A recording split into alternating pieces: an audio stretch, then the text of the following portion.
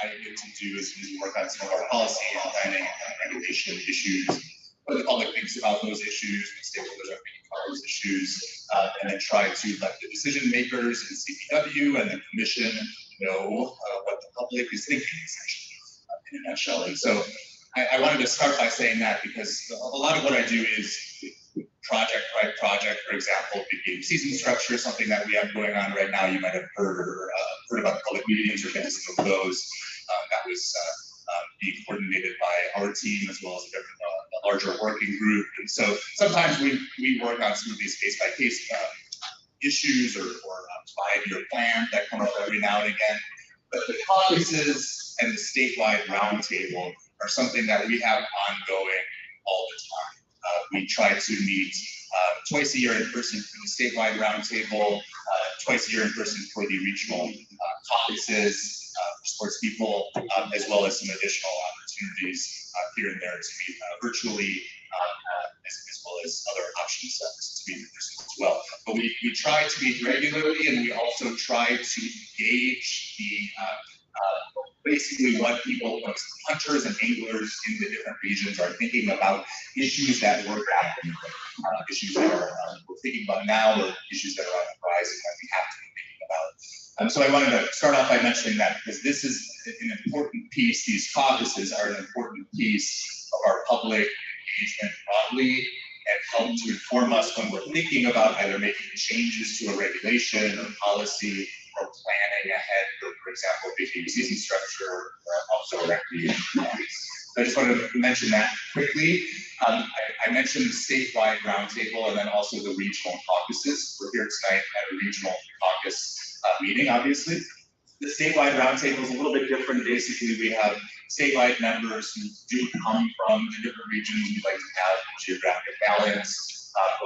The statewide members go through an application process. We'll have more information about the statewide opening soon. That goes through CPW, basically. The caucuses are very much grassroots, what we're doing tonight. So we urge hunters and anglers to show up to caucus meetings, to share your feedback, also to hear updates from us at CPW and give your feedback on some of those updates. And we basically have for each region 2 delegates that represent that regional caucus at that larger statewide roundtable. And so thank you to the delegates here tonight. Online, I appreciate your efforts. But we wanted to quickly make sure that we took a moment, because we oftentimes get updates about topics or policy issues and regulatory issues or what's happening in the region at these meetings. We wanted to stop for a moment really quickly and just talk about what these meetings are, and who the delegates are, how you might be able to get more involved as sports people in the Northwest region. So essentially for both the statewide and the regional caucuses, we have 2-year terms for those caucuses and the statewide members as well. I'll talk now just about the caucuses that we're doing tonight. So for every caucus, there are 2 delegates, and delegates have 2-year terms, basically. Remember I said that we usually try to meet a couple of times a year. So you're basically looking at, in one term, you're kind of looking at helping us and CARTS as a delegate organizing these caucus meetings, about 4 of them in that term at least. So it is a time commitment. Delegates, like I said, help CPW to set up these meetings. That includes not just logistics, figuring out dates and times, locations, and all of that, but really trying to figure out what items will be talked about on the agenda at these meetings, and trying to work with CPW staff here at the region to see who can speak to those issues, who can answer questions, who can maybe address some of the comments that you all are repeating us for. Okay, so the delegates, so 2 delegates per region. So at the next meeting, and I should say, like I said, 2 meetings a year, probably be around early winter of next year. We'll have openings again, and it comes up very quickly. But we'll have openings again, basically, for the 2 delegate seats for the Northwest region.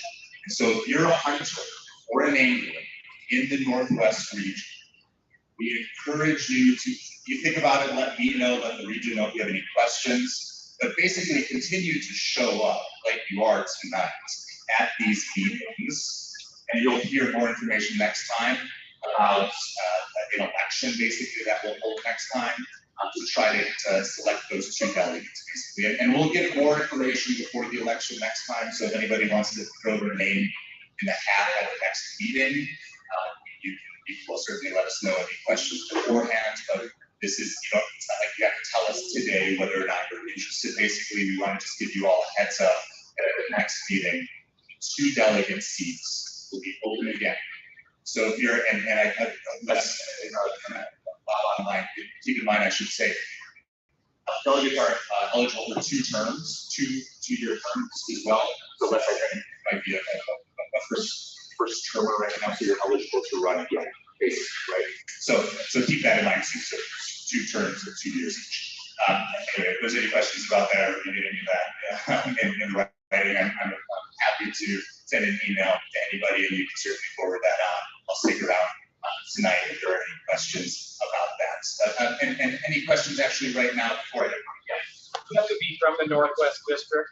Yeah, we would encourage you to be from the Northwest region. Yeah. If you can certainly listen in, like tonight, for example, for anybody listening in online, if you're interested in coming to the Northwest region and hunting and fishing, certainly send in any thoughts and feedback. As far as delegates though, we do encourage folks to be in the Northwest region to help with logistical meetings and to be able to hear from your network in the region. But I don't want to make it seem like you can't, somebody listening online can't listen in tonight or can't participate if maybe they're in the Southeast or Northeast and they come over here and want to fish a lot. Feel free to listen in on the issues coming up in the Northwest region. But for delegates, it's probably best to be from the region to help us from a logistical standpoint. So it's best, but it's not required. The requirements for the delegates are essentially anybody that is part of the caucus meeting essentially throw their name in the hat. And so we don't have strict requirements for who can participate in the meeting, but if you're interested in being a delegate, you're essentially going to kind of run a little election. And next meeting, I'll try to have, we went to a beginning season structure meeting, we got some polling. You can answer polling questions through your smartphone now. We'll try to do that basically for like an election at the next meeting. And at that time, I guess I should say this. The people who might be interested in being a delegate should state your argument, state your case, why you might be the best person to be a delegate. So to your question, certainly being from this region and living in this region might be something that you would help your case to become a delegate. Because remember, for delegates, we as CPW, we're not actually choosing the delegates during these elections, during the caucus meetings, just people who show up, who are voting. So you can certainly come and say, hey, I'm so-and-so from this town, and I'd like to be a delegate in the Northwest region, and kind of make your case. Okay. And just to be clear, so the delegates both help to coordinate these meetings that we're doing right now. And I mentioned the statewide roundtable as well. The delegates also go to that statewide roundtable meeting, again, times a year. They are usually after the caucus meetings. So like next weekend, we're having a roundtable meeting where we'll hear updates from this week. Okay. And so the delegates are not just responsible for helping us to organize these meetings, get people to attend, come up with agenda items. They're also, we hope they can be responsible as well for reporting at that larger meeting where all of the regions participate and we have more votes from CPW leadership in attendance. Okay. Any questions before I know taking up too much time? Any questions about that? Great. Let me know. I'll stick around. Feel free to grab me after the meeting if you're interested. Thanks. Thank you, Jonathan. And thank you again to everyone for being patient with us while we try and figure out sound. You would think that we would all have an understanding of technology and how it works, but apparently not.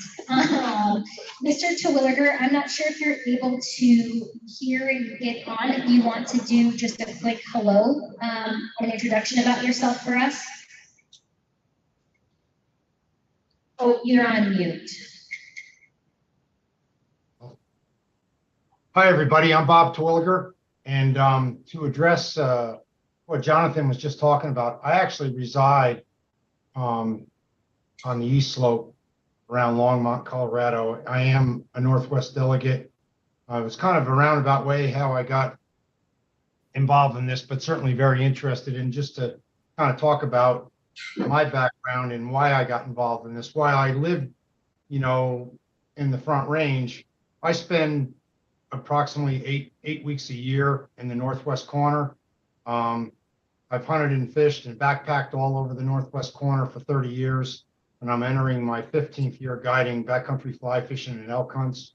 I feel like I'm wired in pretty good within the different elk hunting communities and forums and groups and whatnot, as well as with clients and others within the elk hunting and fishing industry. So that's a bit about me. And I do try to, the way that I try to communicate is that I use the groups on Facebook as a means. It seems like it is drumming up some interest. I would just say that I've been at this now, I think for about a year, at least formally. I've really enjoyed it. I got to meet some really great people in CPW. I will tell you that these people are on our side, but we need to give them our support every step of the way because there are forces that are working to change our world. And it's really important more now than ever that we all get involved and work together with the CPW team to protect our interests. Thank you so much, Mr. Terwilliger. It looks like we have a question from the audience. Hold on just a second. This gentleman here. Okay. So why is somebody from the Front Range representing us over here? Can you repeat the questions for those of us who couldn't hear? Yes, and let's Hold the mic to him. Yeah, I was gonna say we're gonna start kind of passing the mic around too, but I think this is gonna be for you, Jonathan. So the question is why Mr. Terwilliger is a delegate. I was not here at the time, so I'm gonna have Jonathan explain. Yeah, no, and Bob, you can speak for yourself by all means. I don't want to speak. Sure. Yeah. I definitely. Like I said, I spend at least 8 weeks a year in the Northwest corner. I feel like I'm very sensitive to it. I've worked for 3 major outfitters over there. I'm currently working for Budge's Wilderness Lodge. I know people on the CPW staff. I know people that hunt and fish in these areas, that although I don't live there and wrestle with the day-to-day issues, I certainly feel like that I'm wired in and that I can represent those issues because frankly, that's where I work too, although I live here. And the only reason I live over here is because I've got 3 kids and 5 grandkids here, or I'd be over on the Western Slope myself. Yeah, thanks, Tom. So, and I would say again, so the decision for who the delegates are won't be up to us at CPW at the next meeting. We'll have a couple openings basically for those delegate seats. We can chat with the current delegates again to make sure that there are any questions about running again if they're interested, basically. But the folks in the region, folks who show up, get to choose the delegates. So that's the best thing I can say next meeting, and it'll be you folks who get to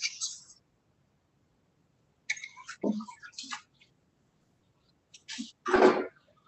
Probably, I'd like to add one other thing, Jonathan, and we'll probably get into some of this today. And this is one thing that's occurring to me, and we may not all think about this in the same way, but because of some of the involvement I've had most recently with the big game guiding seasons and structures coming under discussion, one thing that I would propose that we all need to think about is that no matter where we are from, we are all on the same team as far as it represents sportsmen and sportspersons. I don't care if we live on the East Slope, we live on the Western Slope, or if we're a non-resident. Because what I can tell you is that our numbers are diminishing in this state, and none of us like it in terms of those of us that are sportspersons. We are a shrinking breed, and we need to stick together as a team because those that are looking to take away our rights, they're not organized by Front Range or West Slope. They're not organized by Colorado or California. They're organized as national organizations. And I really think that it's time that we as sportspersons start thinking about this in the same light and how we pull ourselves together and don't think about where we're from, including state. And we need to start thinking about people with common interests and how we can protect the things that we all value so much.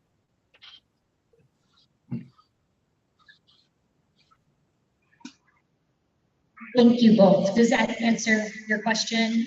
He answered my question. Perfect. Okay, I am going to go ahead and turn it over to the Northwest Region Aquatics, Senior Aquatic Ben Felt, who is going to give a brief update on fish happenings in the Northwest.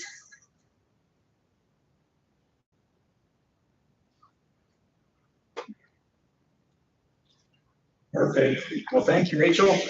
I think I'll have a seat up here. Yeah, so good evening, everybody.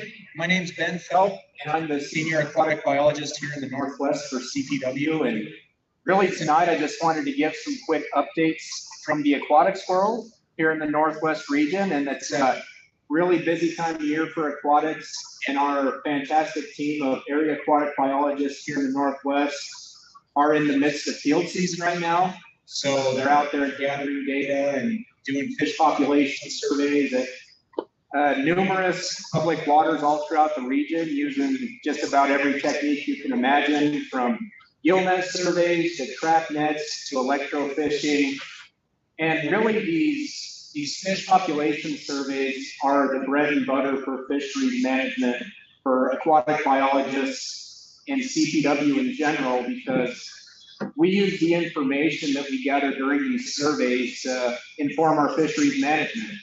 So anything from taking a look from our fish stocking strategies to laws and regulations, we use that information from these surveys to more effectively manage these waters and move them towards really the goals and objectives that we've set for those different fisheries. And another component of fisheries management that's going on in the Northwest, and really something we've been focusing on as an aquatic section here recently, is creel surveys. And what I mean by creel surveys is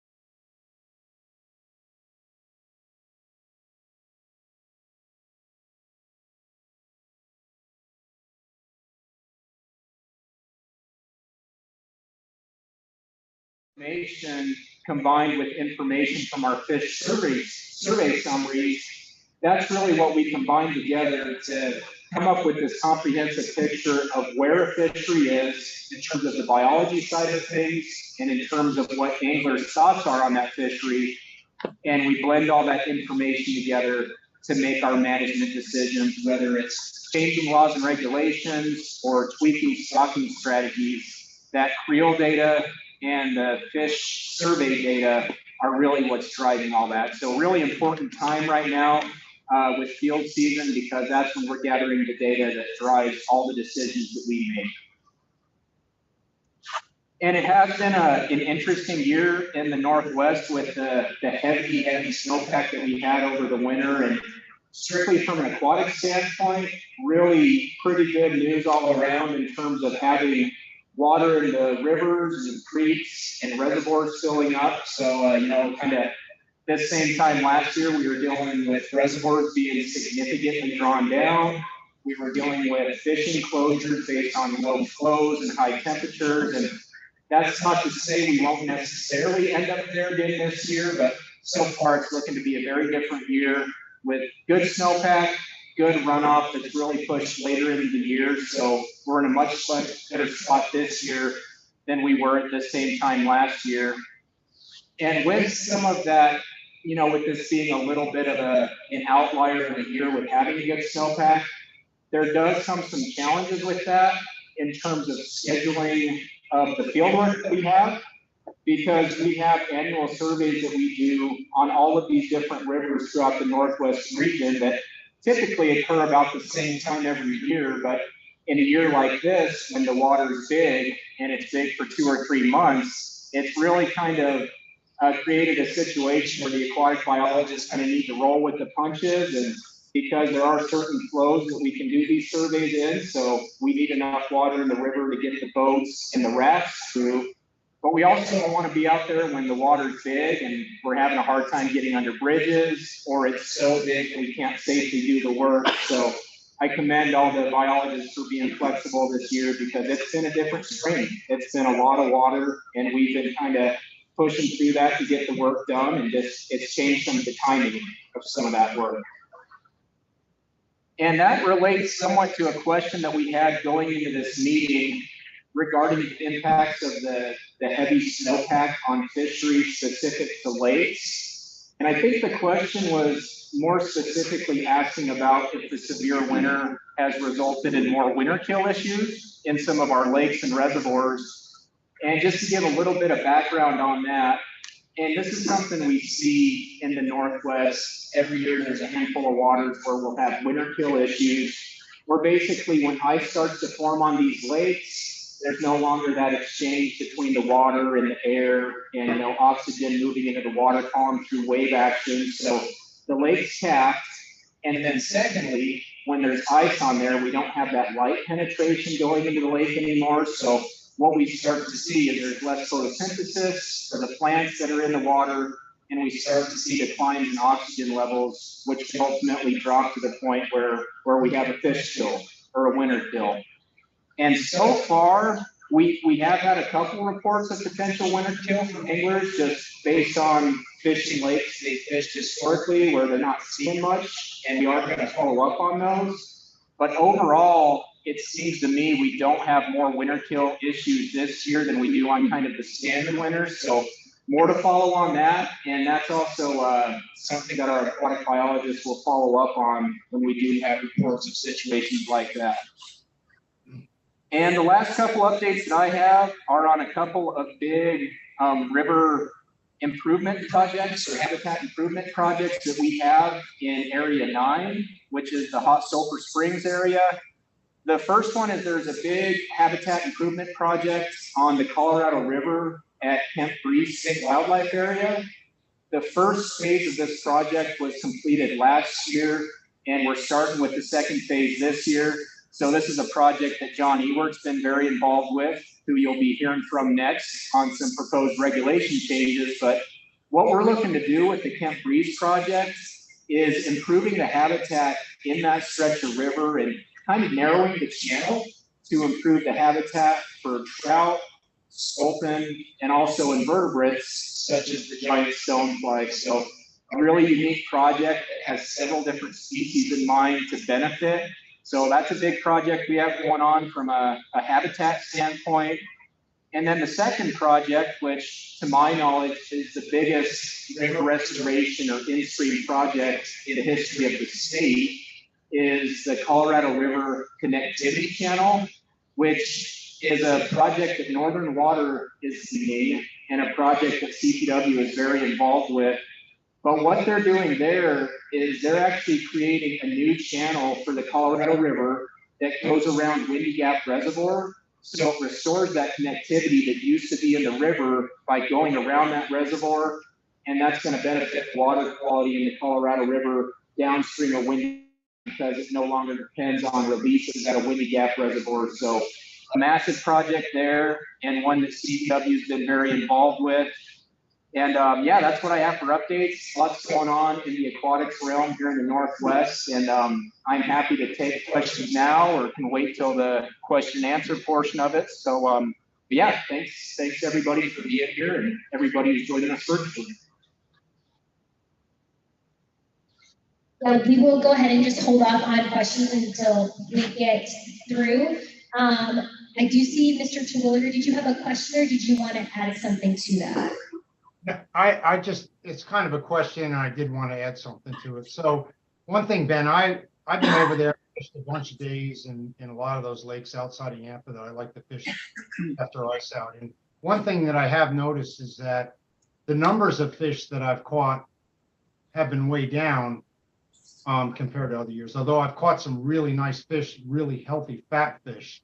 So I was really wondering if it was winter kill related. I was kind of thinking more that what could be is, I know a lot of those lakes are agricultural supporting as well.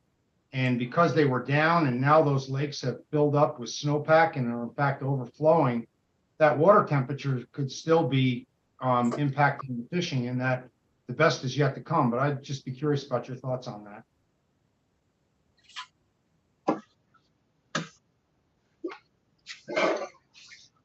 Yeah, you're exactly right that we, in many situations, don't control the water levels at a lot of those irrigation sort of reservoirs. So it could be, and I mean, like you say, it's a good thing that the reservoirs are this year more full than they've probably been in several years. But in terms of it being kind of a late winter and late ice out, and temperatures being quite a bit colder than they probably were this time last year, just based on it being kind of a colder spring and based on it being a higher volume of water, I could see that, you know, it's kind of the same number of fish and an increased volume of water. So that could make fishing a little slower. And it also could just be colder water temperatures, you know, they're not quite as active yet. Could be a combination of things.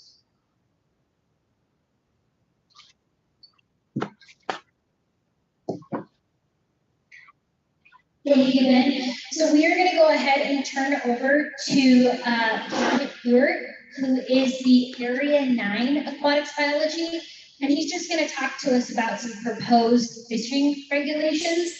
We will move the screen a little bit closer for those of you that are here in person and the speaker, so that way we can hear. But John, I'm going to go ahead and turn it over to you. Okay, great. Can everybody hear me okay? Yes, John, I'm going to say yes. Okay. And can you see my presentation? Yes. Okay, great. Thanks for having me. I'm here to talk tonight a little bit about some significant changes to fisheries regulations, or angling regulations in Lake Dillon and the Blue River. But just by way of a little bit additional introduction, I'm the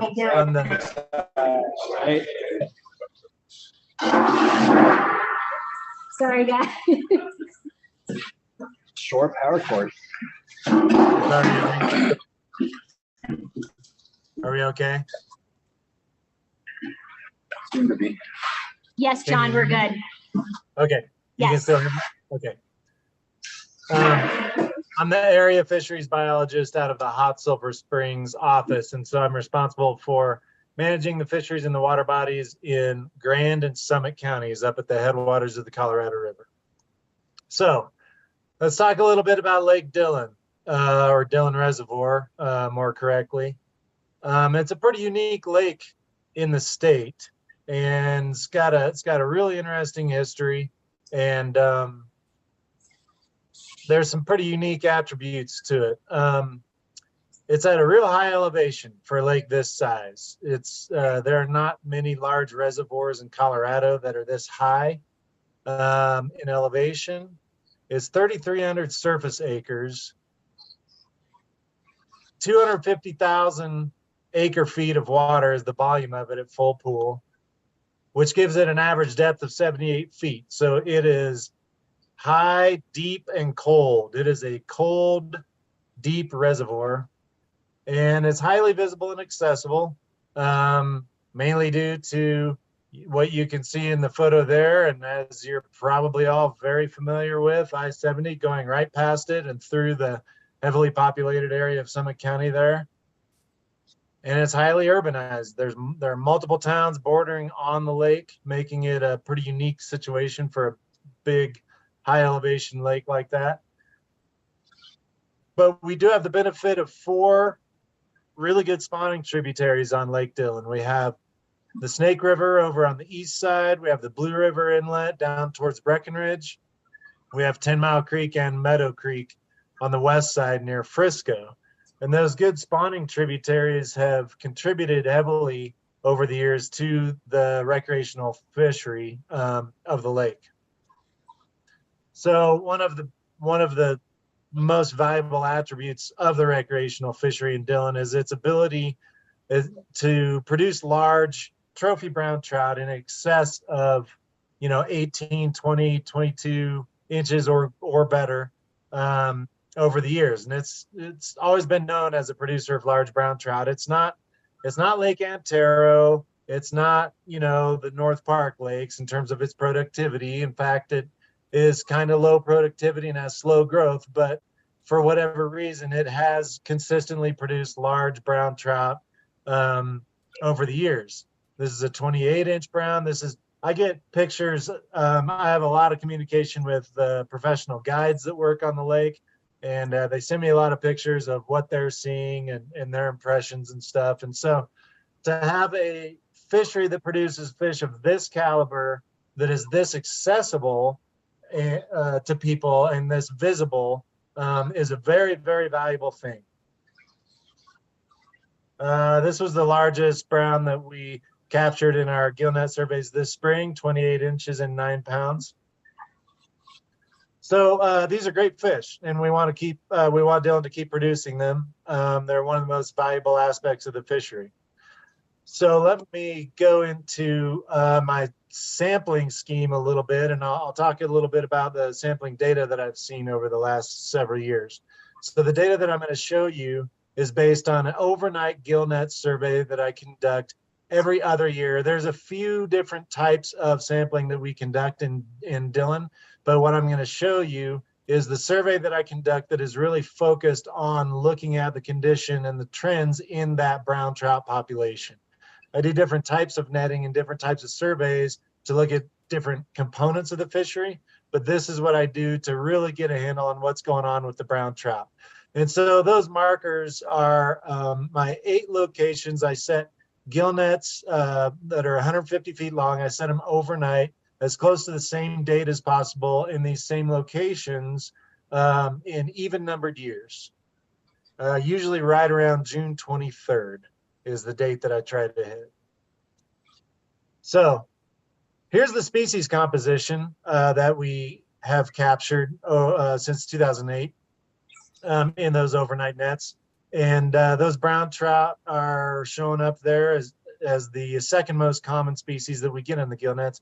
A lot of people don't realize how many suckers we have in our big cold water reservoirs in the state, but Dillon averages about 70% suckers in that gill net catch. So very high proportion of suckers, a very high biomass of suckers. If you were to be able to theoretically weigh every sucker in Dillon Reservoir, it would amount to a very high number of pounds of living sucker biomass. And then you have the rainbow trout that are mostly stocked annually, kokanee and Arctic char, which are components of the fishery that I'm not really bringing up in this talk in particular. But here's kind of the real take-home message of what I'm presenting is that the component of fish over 14 or 15 or 16, you can cut it off any place you want to, but the large fish component of the brown trout that we're catching at Dillon has been on a decline for about a decade. And when you look at information like this, you know, if you see 1 or 2 down years, there is a lot of variability. There's definitely a lot of variability and there's a lot of error in this type of data.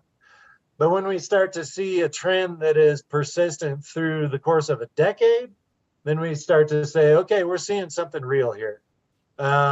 This is also combined with the fact that that communication that I was referring to that I have with the guides on the lake, I've been hearing pretty consistently over the last several years that it's harder and harder to find those large browns in the lake.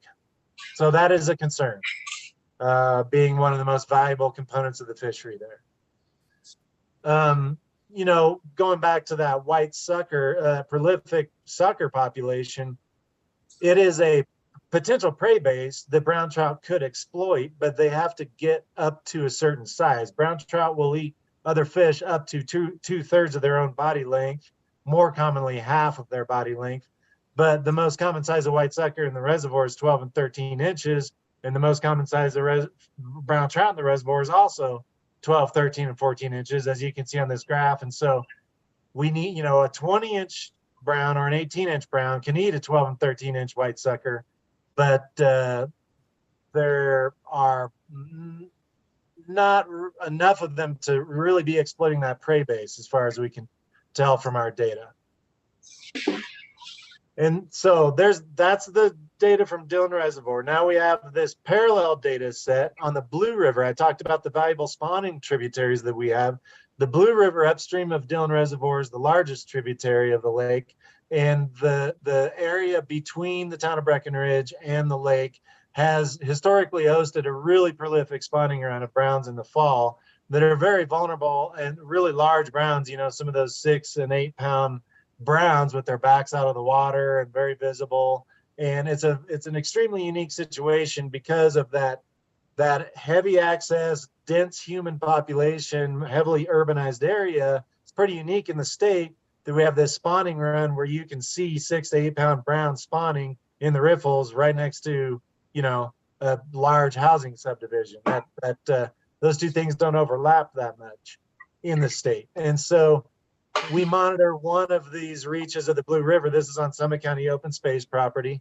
I electrofish this reach of river every other year also. This is in odd number years that we get out there and survey this particular reach of river. This is just an example of a spawner out of Dillon. It's, you know, we know full well that this reach of the Blue River does not produce fish of this size. This is definitely a spawner migrating up from Dillon Reservoir. It also hosts a kokanee spawning run. Those are kokanee piled up on a gravel bar there. And that's pretty unique because kokanee have not been stocked in Lake Dillon since 1978. It's one of the few places in the state where we have a self-sustaining kokanee population that's fully sustained through natural reproduction. And I should point out that that's the case for our brown trout population also. We do not stock brown trout. There has never been a regular program of stocking brown trout in Dillon Reservoir. It's had self-sustaining brown trout since the reservoir was built. And so here we are conducting our electrofishing survey on that reach of the Blue River. And here are the results that we've seen. Again, over the past decade, we've got a trend here that parallels what we see as far as large brown trout in the reservoir. That is a pretty consistent decline since topping out in 2011. Every time I've gone back out there since 2011, my population estimates have been lower than the previous time. So again, you see this once, twice, 3 times, you can't really rule out natural variability or error in the survey. But when you're into a decade plus, you know that you are seeing something, a real trend here. So that is biomass, that is pounds of brown trout per surface acre of river. This is density of fish over 14 inches per surface acre. Again, we're at a pretty low value, not lowest of all time. And there's a little more variability to that estimate, but again, definitely on the low end of what we've seen out there. And so these pieces of information, along with the other information that I'm gathering from recreational anglers and their experiences out there, all are telling us the same thing, that large brown trout are becoming more scarce in Dillon Reservoir. I can't tell you the precise reasons why, but what it does tell us is that we should probably consider moving to a much more conservative harvest regulation for this component of the fishery if we want to maintain it and try to recover it. And so on brown trout, we just have standard statewide regulations, which is 4 fish per day. Currently, there is no special regulation for brown trout on Dillon Reservoir. And so what we are asking people to consider, and on the Blue River, we have, it's 2 fish over 16 inches. You can keep 2 fish over 16 inches, but it's artificial flies and lures only. So we're asking people to consider what it would look like if we went to a much more conservative harvest regulation on brown trout in both Dillon Reservoir and the 2 most valuable spawning tributaries. So what we are proposing is all brown trout over 14 inches in Dillon must be returned to the water immediately. So no harvest on brown trout over 14 inches. Blue River above Dillon Reservoir from Coin Valley Road Bridge in the town of Breckenridge downstream to Dillon. Again, all fish over 14 inches must be returned, but then enact a seasonal spawning closure to protect that spawning run and let them do what they need to do without being bothered by the activity of anglers disturbing them. And this is, some would say that this is a relatively heavy-handed regulation, but one thing I like to point out is that this is not precedent setting, and this is a return to, Dillon historically had a spawning closure on these inlet streams up until 2006, and then it was lifted in 2007. So this is essentially a return to some pretty conservative regulations to protect that spawning run that we had historically. And then 10 Mile Creek, which is also a really prolific spawning run, a parallel spawning season closure on that reach of 10 Mile Creek that hosts most of the brown trout spawning run there. And this actually was not, I didn't plan on adding 10 Mile Creek to this originally, but upon gathering some input from the public and holding a public meeting up in Frisco, one of the overwhelming pieces of input that I got from people was, if you're going to do one, you must do the other, because all you're going to do is transfer fishing pressure and refocus fishing pressure off of the Blue and double it on 10 Mile Creek. And the spawning run is nearly as prolific or just as prolific on 10 Mile Creek as it is on that section of the Blue River. And so I thought there was a lot of very solid reasoning behind that. And so we're proposing to add a parallel regulation on 10 Mile Creek as well. But these are not set in stone, and this is not a decision that has been made yet. We're in the proposal phase right now, and we're certainly open to input and asking for people's input. The timeline on that would be, this is the information sharing phase right now, where we're trying to get the word out to as many people as possible, public meetings, forums such as this right here.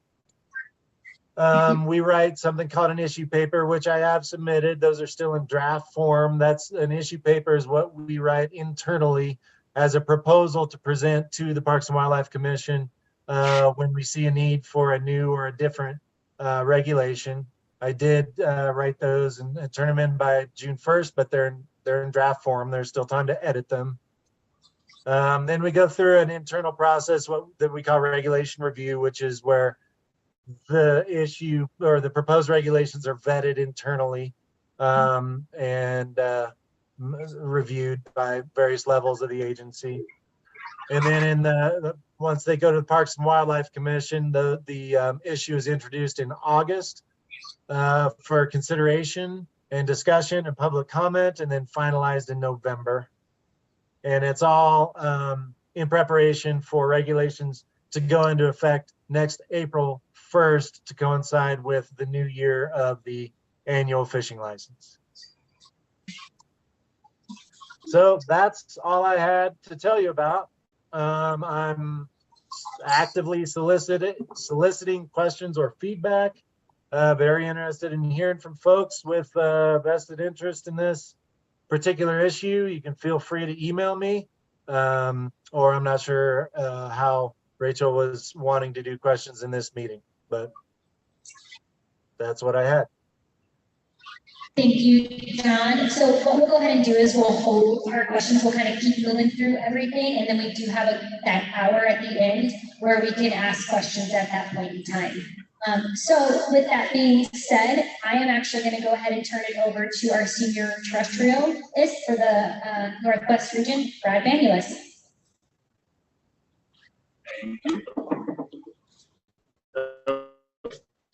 I can sit over here.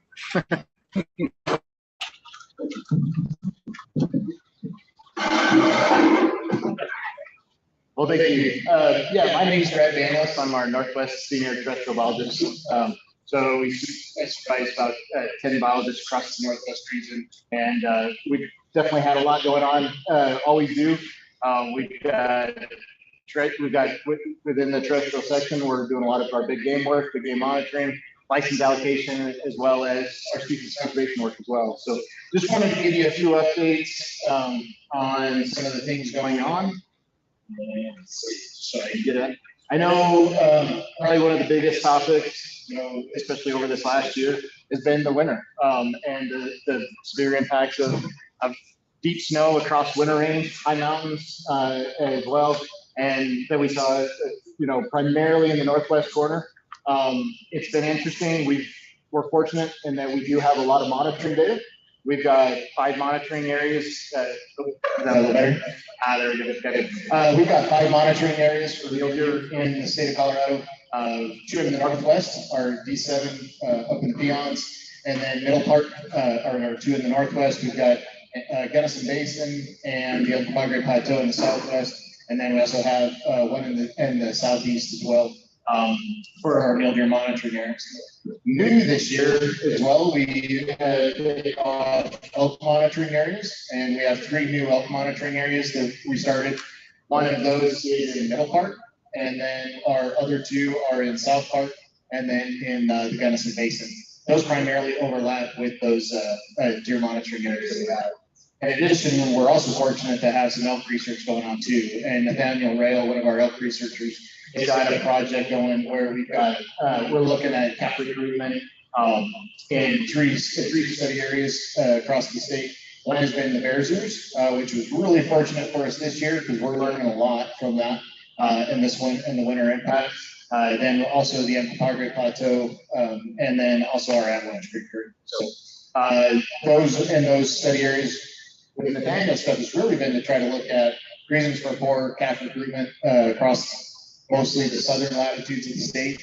And with E2, our Bears Ears here kind of being our sentinel, high calf cow ratios, but at the same time, we're now able to monitor, some significant movements that we saw in elk distribution this year, as well as significant mortality too. So, it's kind of put in perspective for the elk monitoring in Middle Park. We've deployed, 80 cow collars and 60 calf collars in Middle Park to get it monitoring.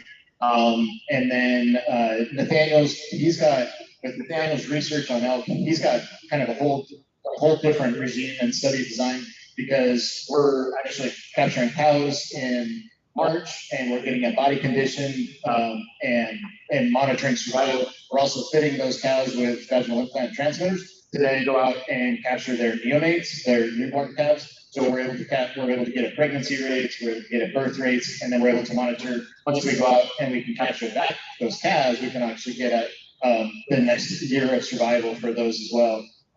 In addition, we're also capturing additional 30 to 40 cows, yearly, calves, in December to kind of add to that overall winter catch survival as well. So that's kind of what we have going on the elk side for the monitoring aspects, and I'll kind of give you some updates on those survival rates.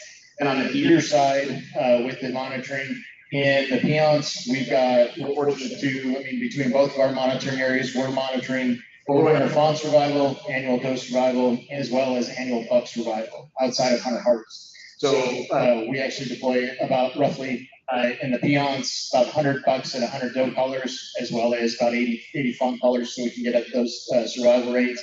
Middle Park is roughly about the same too. So we capture a lot of animals. We're able to get a lot of interesting information. Part of what we're able to do now too, historically, these projects have all been done with VHF collars, just radio frequencies, intense monitoring from planes and on the ground. Now we're shifting most of these projects all to GPS collar.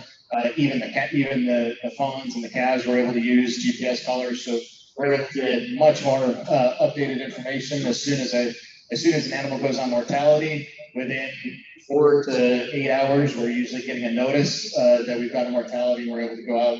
And it's really going to help us. One, helps us get at where an animal dies, but it also helps us get at what that cause of death was. Because when the carcass sits on the ground for too long, it gets a lot harder to determine what that cause of death is. So we're able to get a lot of information. Now, in addition, we're collecting, kind of varies, but roughly about 1 to 4 locations a day on each of those animals as well. So we're getting really good information on distribution of deer and elk, how they're migrating.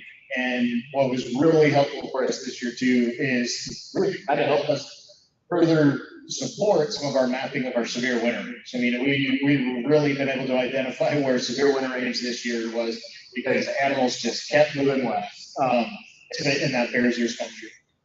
It was one side note I'll mention too is just that it was really interesting to see, statewide we had really good snowpack.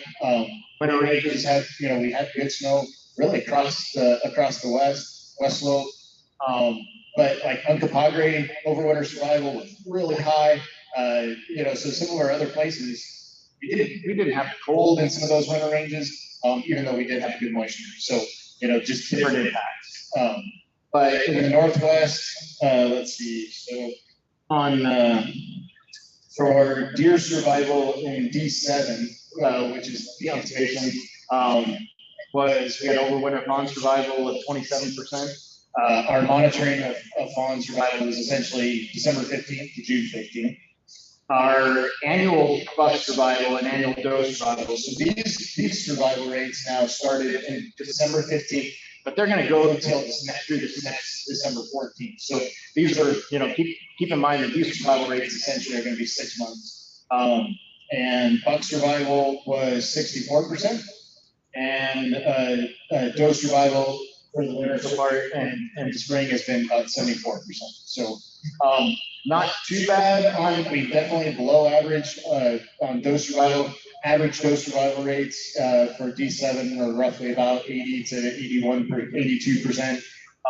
Buck survival usually is right there with the doe survival. It usually tracks pretty well outside of, if we're just looking at outside of hunter harvest. Annual fawn survival though is probably more on an average year is going to be in the like mid 70s. So we were at 27%. So definitely a significant impact, to the age class this last year, and what we're going to see as far as recruitment into the population this next year. Now, at the same time, what was really interesting is that's what we saw for deer survival. Elk was something new that we did not expect to see this year. We've had some bad winters in the past. We've had bad winters even in the Northwest. Since 07 and 08, we've had some pretty significant winters, but 07 and 08 was kind of our last kind of really big winter before this one, and it probably surpassed it as far as elk survival goes. Saying was always kind of a bumper or a bullet if what kills an elk. Well, we saw winter did significant impact as well. On the elk survival, we this is rough numbers from Nathaniel, but about 25% calf survival. So that's probably even being conservative on that. I think Nathaniel is still he's going through, this is a long-term research project, so he's still monitoring some of this stuff and trying to get it into databases. And then our cow survival was about 75%. So considering previous elk studies were showing that cow survival would normally be in the mid to high 90s, this was a significant winner on introduction of our cow survival as well as calves. And we weren't even monitoring the male side of it. And we know that our field staff on the ground are definitely seeing, and people on the ground are definitely seeing a significant male component of mortality too. So those are kind of the survival rates from that northwest corner. And in addition, like I said, we also saw movements of the animals just kept moving west. We had pictures, of flights, that great country was just devoid of elk. Largely. There was definitely some animals around, but not like it normally was. It was just didn't see sagebrush, grass, anything above the snow. So they really had to push west into their severe winter range, moving as far. We had animals moving out into Utah that we documented, and with eventually those animals coming back into Colorado too. So we actually thought one of them, we thought we had a calf that was going to keep going into Utah, and it actually did turn and come back. So, but we even have some animals staying out in like the Unit 2 country, 201 country still. So, but largely those animals actually did all migrate back, even with how the snow persisted this year. They pretty much calved back in the same areas. And with what we had, we definitely had a high mortality on some of those cows, but the ones that did carry, we're looking at least as of right now, probably roughly similar survival. Weights are probably going to be down. There could have been some aborted fetuses. We had some indications of that kind of going in April. Actually, one of those that we thought was maybe an aborted. It was as it turns out, it just was an early drop on a bit, and then here, just based on GPS collar data and clustering, we were actually able to catch that cow's calf. So it actually did end up having a calf just later. So those are kind of the survival information and monitoring distribution information in the Northwest. But then Middle Park actually wasn't as bad as that Northwest corner, but it still had a lot of snow. We still actually, it was interesting to have this monitoring area up in Middle Park this year, because with the elk calves, we actually, like I said, we collared 80 cows and 60 calves, and we had our calf survival was 48%. So again, way below what our normal calf survival rates would be, and what we usually use into some of our survival models. But a significant winner. Also, cow survival was 88%. So again, probably 5 to 10% below what most studies have documented for at least average annual cow survival. So, and then on the deer side in Middle Park, we had, 46% fawn survival. So again, not a stellar year there. Goat survival wasn't too bad, 81% so far, and buck survival actually at 85%, slightly higher. So, that's kind of the updates for the deer and elk survival. These impacts are going to last. Just kind of put in perspective, coming out of the way we do our modeling, we produced the 2022 post-hunt estimate for E2 was roughly around 15,800. That was primarily based on the previous year's survival rates and then also our hunter harvest this last year. That put us right at the bottom end of the objective. Well, based on these survival rates that we're seeing, that we'll update, as we get more information from some of the research stuff too. But, we're looking at a population estimate, at least as of right now, we're projecting it's going to be closer to like 9,000. So, a pretty significant impact. And it's going to show, it's going to take a few years for this population to rebound. But the one thing is this population has shown a propensity for really high calf-cow ratios too. So We have the one good thing coming out of lots of snow is that we have great winter habitat conditions. I mean, some winter range conditions this summer. So, you know, and anybody who's been out, I mean, the forage out there is amazing. The diversity of species, stuff that, you know, you don't see on some of these desert and, you know, high desert winter ranges and stuff for plants is just an awesome. So, you know, this is going to help. And plus, really, this last winter, a lot of those animals were on severe winter range. So the normal winter range got a break. And even the previous year, we kind of saw the same thing. So we're going to, you know, hopefully we've given a reprieve to some of these really drought-stricken winter ranges.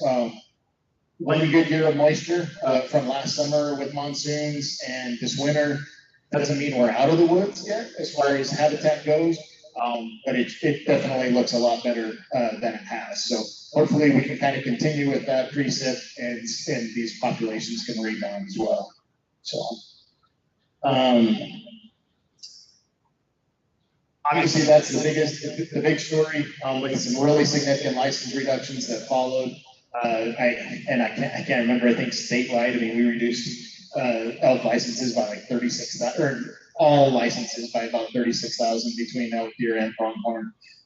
And with, you know, the largest numbers coming out between our deer, especially our elk, deer, and pronghorn populations in the Northwest. So part of doing that, though, and being really aggressive this year is that hopefully these populations then can rebound as quickly as possible. And then, you know, we can back to, you know, healthy, robust populations and more hunting opportunity too. Kind of rolling with the license, kind of license type discussion, just really brief updates we are working on. I think hopefully everybody is aware, but we've been collecting public input on the next big game season structure. So, you know, right now, this season structure is going to wrap up in 2024. And we just wrapped up a series of meetings around the region, actually around the state, collecting public input on different topics related to big game season structure. So we're going to start summarizing that data, and then this fall, you know, be going back out to the commission and the public with actual alternative, with the hope then of come next May, I think will be our to approve big game season structure for the 2025 to 2029 season structure. So just a real brief update on that. And then also in the Northwest terrestrial, we've kind of, you know, we're always working on our herd management plans and our objectives. So objectives for each of our populations are established by herd management plans. We've generally done this as on a DAU or herd by herd basis.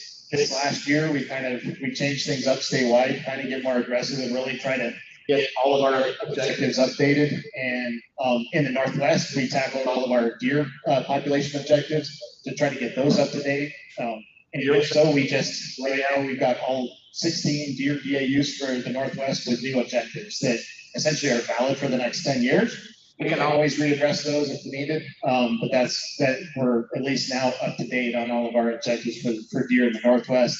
Southwest actually have done elk, and now we're switching this year. So we're currently in the process. We're starting to have our discussions about updating now all of our elk herd management plans. So staff is having discussions. We're reviewing models and trying to dive into, you know, where we're just getting all the data ready. And this late summer, early fall, we'll also be having some public meetings, public engagement to start getting some scoping on where we want to go with elk populations in the Northwest. So be on the lookout for that. More information to come, but that is the process. So and hopefully coming this next year, we'll have all of our elk plans updated as well with new management objectives. Also, just from on a statewide perspective, I was going to mention. We are working on getting on a new habitat conservation and connectivity plan. That's more of a statewide process, but that is something that hopefully in the next year will help us to identify priority habitats in the state to focus on whether it's, you know, land conservation or habitat improvement efforts in the future. And then kind of on the non-gang side, our state wildlife action plan 2 is going to be kicked off for an update as well, starting here in this month. Where it's going to start, and that's going to be a 2-year process to kind of work on more on the species conservation side of things and getting that management plan up to date. So there's a lot of other stuff going on. Don't want to take up too much time, but I'll just kind of end with that.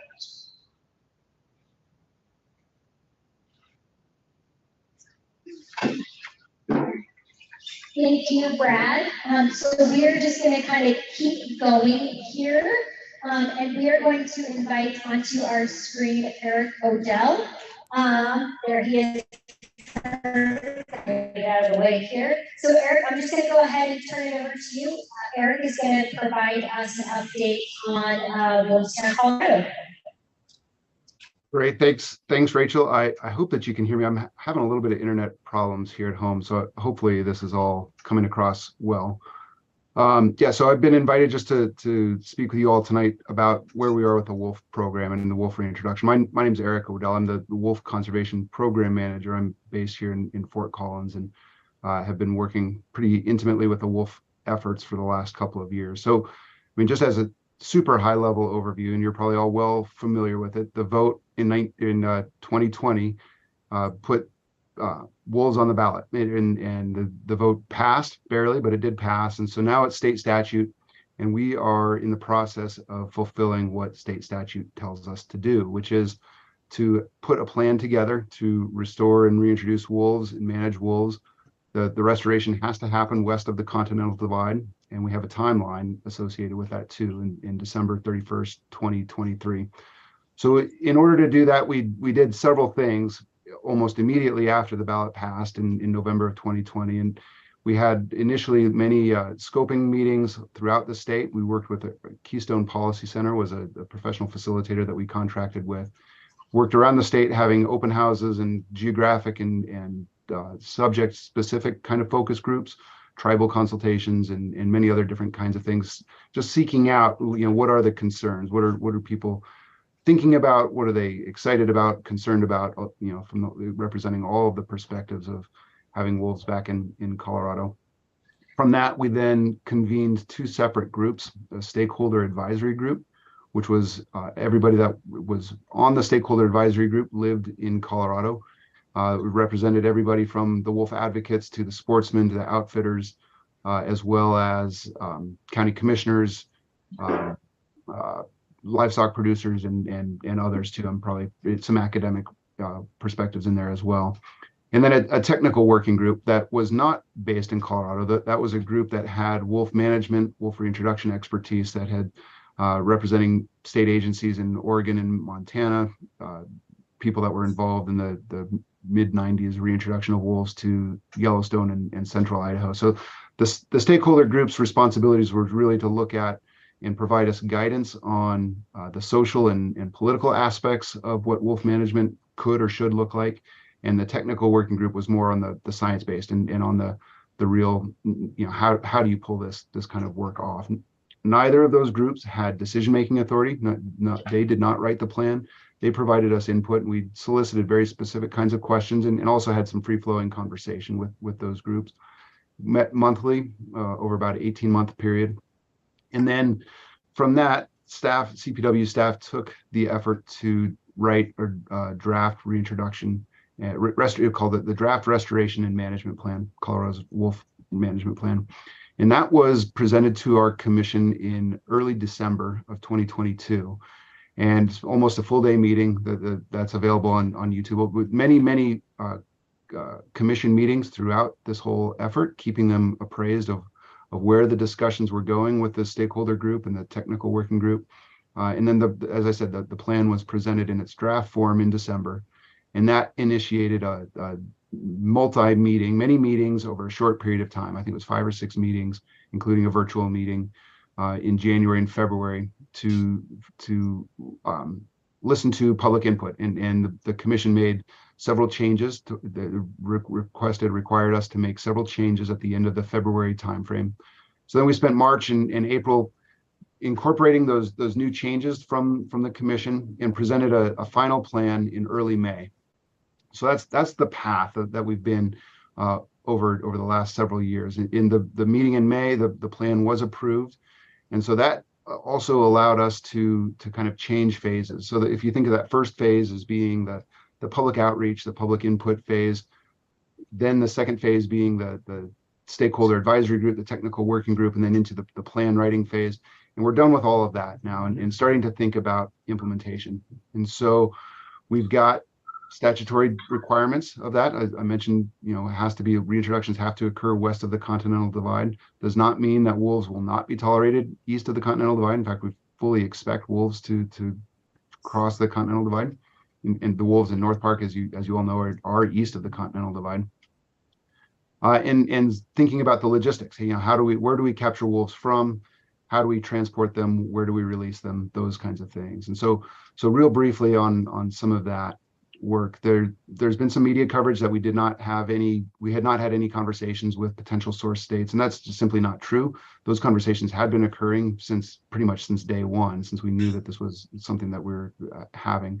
No formal requests had been made as we were kind of waiting for the plan to be approved, which happened in early May.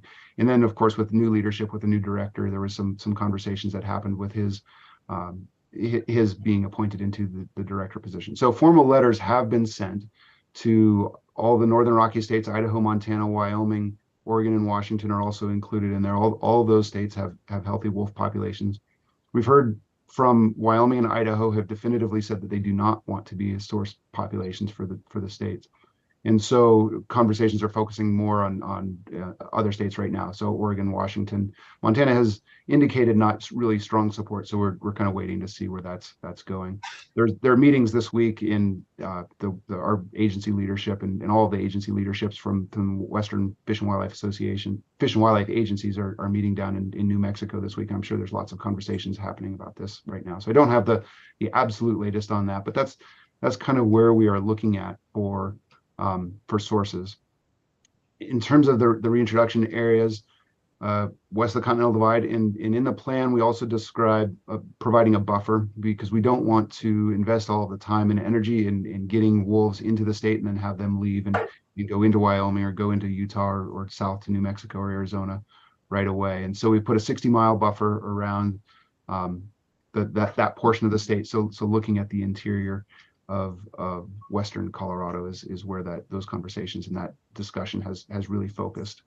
So kind of thinking about that in the Northwest region, probably more in the eastern part of the Northwest region. So in that Glenwood east to the Continental Divide areas is kind of what we're looking at. And again, because of the status of wolves, there's not we're not doing this on federal lands, so we're looking at state or private lands for these reintroduction sites.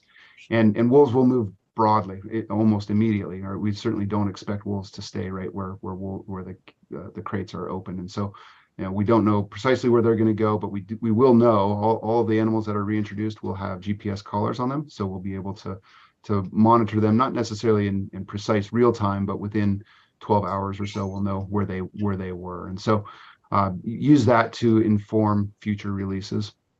This is going to be year one of releases, and it's not to say that we'll have all of this year's work done by December 31st, but it's the season for reintroducing wolves, capturing and transporting wolves is really from December through March. And so even though we've got this December 31st deadline, there will still be more activity after the somewhat arbitrary December 31st deadline. And so that will continue on. And it's not all going to get done in 1 year either. There will be lots of lessons learned. We do have the benefit of relying on the technical working group and the expertise of those that were involved in the Yellowstone and Idaho reintroductions.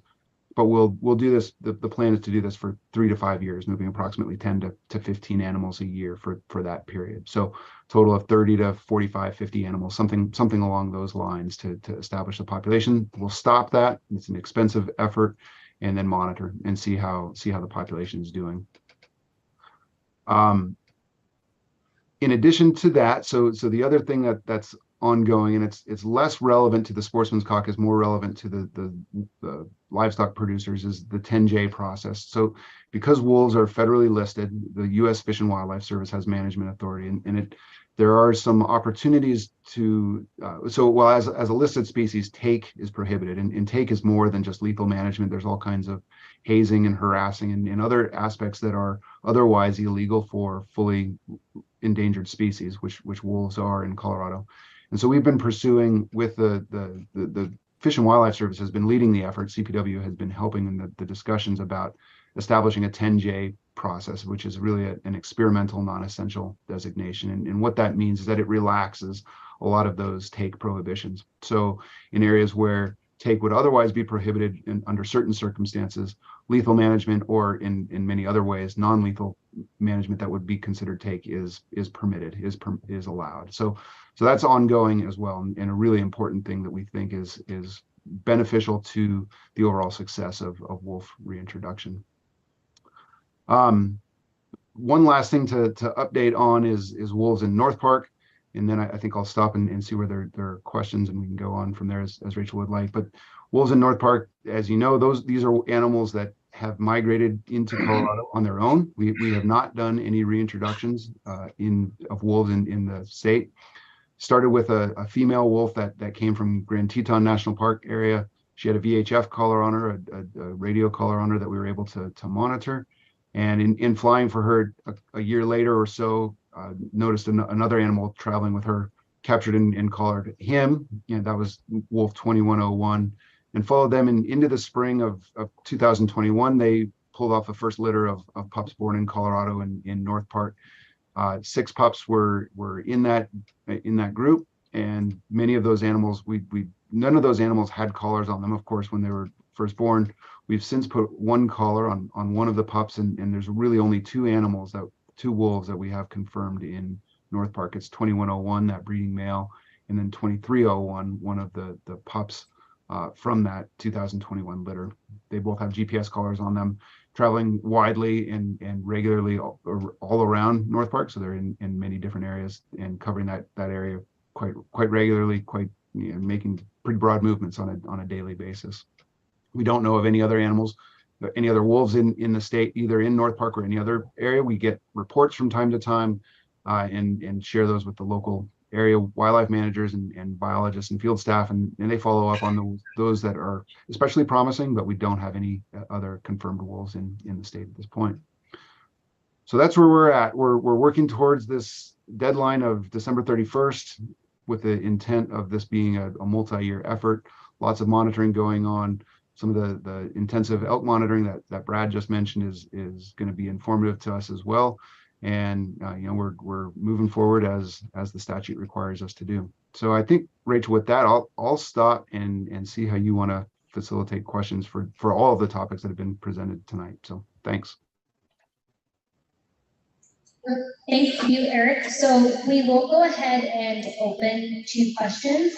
For those of you watching online through YouTube, there is a bit of a lag. So if you want to go ahead and start popping those questions in, I'm going to go back and forth between audience questions here and those online.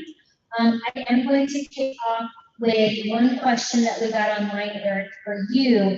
It was just asking to define social a little bit more when we're talking about wolf reintroduction. I think I got the question, Rachel. What is social about wolf reintroduction? Correct. So I believe it's talking about kind of that people aspect to what we're considering on where we're going to release wolves. Yeah, so I think I'm having a little bit of a hard time hearing you. So I think I got you, and you can help me, or I see Garrett and Travis there as well. Maybe they can help me as well. So there's, in terms of the preparations for as we're releasing wolves, release locations have not yet been selected. We've had some preliminary discussions, of course, thinking about what this might look like, and there will be extensive outreach to the local communities where this is going to happen, and some of those are already happening through meetings like this, through individual stock grower meetings. There's lots of local efforts and discussions that are starting to happen, and those are being led primarily by the area staff, the local area staff. I'm certainly happy to help and have those conversations as well. But as we get closer to reintroductions and to selecting actual sites, those conversations will happen more intently and more focused in a much more focused way. That sounds about right, kind of what his question was getting at. Okay. So we are going to go ahead and open it up to questions from the audience in the room. Does anyone have a question and on any of the topics? So this can be wolves.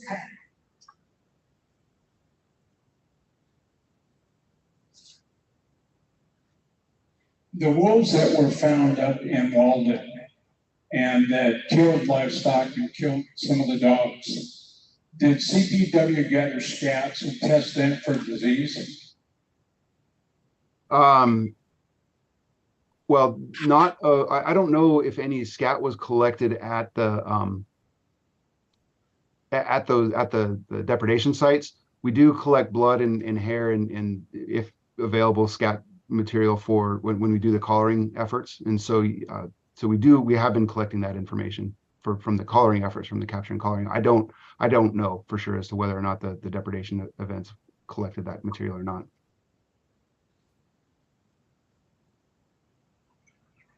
To answer your question, we do collect scat wherever we can.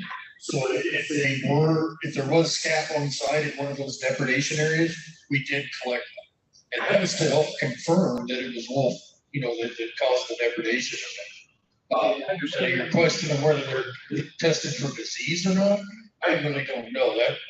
That's more in our wildlife veterinarian's field than mine. Or Eric, I don't know if we've done any testing for disease in those scat sites. I don't know. I don't have that information readily handed. Scat that was collected in Moffat County was tested for disease and was found that those wolves carried in Caucus canadensis. So why wouldn't the state be interested in collecting all scat from wolves to check for that, see if we're not spreading that disease across the state? Yeah, that's a great question. I think we are interested. We kind of have. Like it.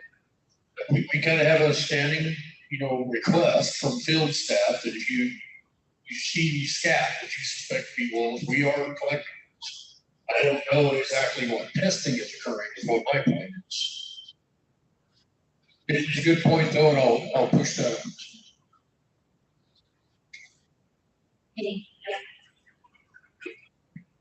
I actually have a handful of questions about the wolves. I was actually wondering how CPW is going to prepare for the game loss and habitat effects. We're going to be obviously living with wolves. Is this accounted for in the next 5-year plan? I'm sorry, Rachel, can you repeat that? I'm just having a hard time hearing that here. How is CPW going to prepare for the game loss and habitat effects that we are going to be dealing with? And is this going to be accounted for in the next 5-year plan for big game? Because obviously, well, we eat something besides cattle. They're going to be eating elk, deer, pronghorn, goose, etc. Right. Yeah. Sorry to interrupt. I think I got your question. Yeah. I mean, wolves will eat. We want them to eat native ungulates rather than the livestock. The livestock creates lots of problems, and I'm not really prepared to talk about that whole compensation program and all that for the producers. But yeah, there will be depredation. The wolves will eat native ungulates, and that will be part of it. And those considerations will probably be taken into account as new herd management plans are put in. That said, I'm not sure that there will be statewide dramatic effects from having wolves on the landscape. I think that there's certainly the potential for localized impacts, and that's well recognized. But from a statewide perspective, there's a lot that remains to be seen. In terms of the time frame that it's going to take to see these kinds of effects, I mean, we're talking about small numbers of reintroductions, and so it's going to take 5 years from now is going to be, maybe there will be several wolves, several dozen wolves on the landscape, but it's not as though we'll be in this. I don't anticipate that we'll have huge wolf populations in short order of time. They will grow, and they will grow quickly, but the number of wolves that we'll have in the next 5 years is probably not going to be the population size that's going to be have the kind of impacts that some people fear about. And out of curiosity, what's the cost per wolf to put one on the ground? The cost per wolf to put them on the ground, we don't know. We get that question a fair bit. I mean, it's tough to, well, there's lots of ways to look at it. I mean, we've spent a lot of money on the wolf program in the last year, but a lot of that was the facilitation and those kinds of things. If that money gets incorporated into how much per wolf to move, it becomes quite expensive quite quickly. In terms of the sources of wolves, we don't anticipate purchasing or buying wolves in that way. There's going to be lots of operational costs, but a lot of that is still to be put together. We don't have figures on that at this point. And does CPW honestly feel that the buffer zone of 60 miles from the border is that going to be enough? Because I have a little bit of experience with wolves, and I've seen them move 60 miles in a day is quite easily covered by an adult wolf. That means that if you were to put one in North Park in the Walden area, they obviously can go across I-80 in Wyoming, deep in Wyoming. You can easily make it in Utah in a day and a half. Are we going to be investing our money into wolves that are going to be lost and hunted in other states or illegally taken in other states? I wouldn't want to see all that work that you're putting into this. I mean, obviously we have to live with this, but you're putting a lot of time and effort into something that could end up in another place out of our control. Sure. Yeah, it's a good point. And I mean, if we certainly don't want that to happen. I think my personal opinion is that Western Colorado is much more of a wolf magnet than Eastern Utah. Eastern Utah is kind of like a really bad spot for wolves. I mean, it's just not good habitat. There's not good prey bases. It's not that good. So I don't know if wolves will go that far west from Colorado. North into Wyoming, for sure. I mean, I think that there's certainly connectivity. We've seen wolves have made that, and there's, people say there's nothing that stops a wolf. A river, a highway, none of that is going to stop wolves from making that broad of a movement. And so it's certainly likely that we will lose some wolves that we reintroduce into Colorado will go into other states. And is that a desired outcome of any of our efforts? It isn't. I mean, we want the wolves that we're reintroducing here to stay in the state. So the buffer is to try to keep that from happening. And on the immediate aspect, I think that there's likely, one of the interesting things is that the wolves in North Park have stayed in North Park. They have not gone north. And so there are reasons to think of wolves once they're in Colorado and see what the landscape looks like here, that maybe they will stick. We don't know. Lots of monitoring will happen, lots of research will happen, and we'll know better 3 to 5 years from now. But it's the hope is, and the reason for putting that 60-mile buffer is to protect that investment that we're making. Thank you. Just real quick, Braxton, do we have any online questions? Okay, we'll take one more here in person, and then I'm going to jump over to a couple of the online questions. Well, I thought your statement about not having a statewide effect, that's probably a true statement. The Western Colorado, Moffett County, and Jackson County, and those counties, they're the ones that are going to have the impact. I mean, that's like saying we got elk in Western Colorado, but the Eastern Plains don't really contribute to the elk harvest because they don't have it. And I feel sorry for the people up there in Moffett County and Steamboat and everything up there, because that's where the wolves are going to be. And those are the ones that are going to put the impact. Of course, it's not a statewide impact, but it sure is an impact to Western Colorado.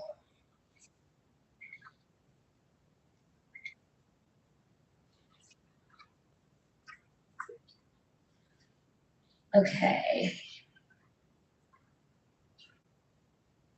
So this question is also for you, Eric. Are there fail-safe measures when the wolf population explodes? Are there fail-safe measures in case the wolf population explodes? Is that what the question was? Well, so we have recovery goals in the plan, and the statute requires us to develop recovery goals. Right now, wolves are both federally endangered and state endangered, and so we are not part of what the plan does not take into consideration the federal status. That's outside the scope of Colorado's planning effort. That's a U.S. Fish and Wildlife Service effort. But we do have recovery goals for our state downlisting and delisting. from the state list. And so if we meet those goals, which is for downlisting is 50 animals for a period of a couple of years, delisting is a period of 150 animals for 2 years or 200 animals. If we hit that benchmark of 200 animals, we said that is the time where we would move to phase 3, which is the delisted status of wolves. Doesn't necessarily mean that we could consider hunting at that point in time. In fact, the draft plan had that in there, that wolves could be. The draft plan says that the final plan does not say this, that there was a phase 4 that there could be a consideration of classification of wolves as a game species. That's been removed from the plan. So there is not any way to, at this point in time, and the plan is going to be a living document in the sense that it will be revised periodically, every 5 to 10 years, something like that. And so at this point in time, there is not a fail-safe measure, or I forget exactly how the question was worded, but there is, we've thought about that. But importantly too, fundamentally, the wolves would have to be federally delisted before there's any kind of management of regulated hunting kind of a season put on wolves. So that is not being considered. It's not considered in our current wolf management plan. Thank you. So we're going to go ahead and take 2 more questions on wolves, and then just for the interest of time, I know that there are probably other questions about hunting and angling. So I believe this gentleman. I don't have a wolf. Okay, we'll go right here.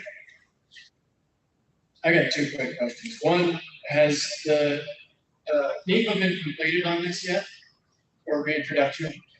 Yeah, so the NEPA, there's 2 aspects to that question. So the 10J process is a federal rulemaking process. NEPA is something that has to happen anytime there's federal action on something.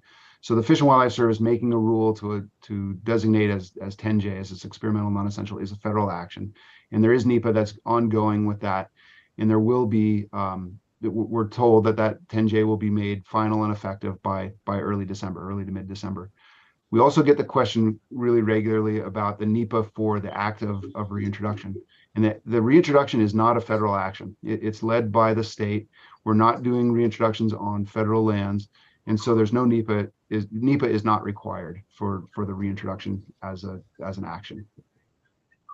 But the reality is they're going to be on federal land, so you're going to have impacts there. So won't that trigger an EIS and just end up with delays and lawsuits until this is sorted out?